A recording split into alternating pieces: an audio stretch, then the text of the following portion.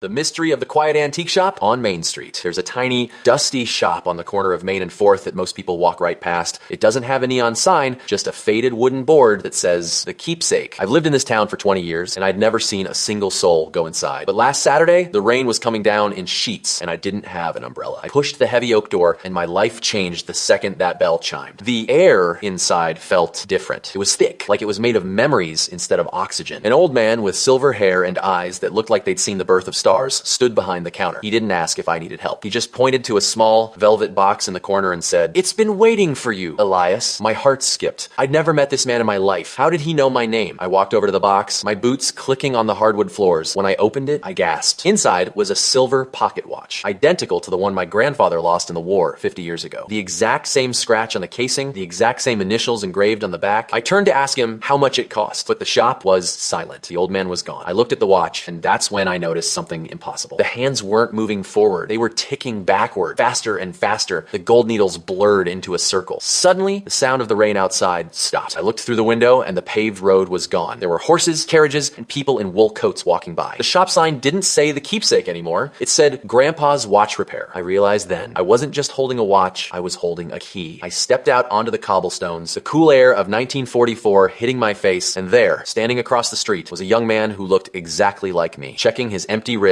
with a worried frown. I didn't just find a souvenir, I found a way to save him.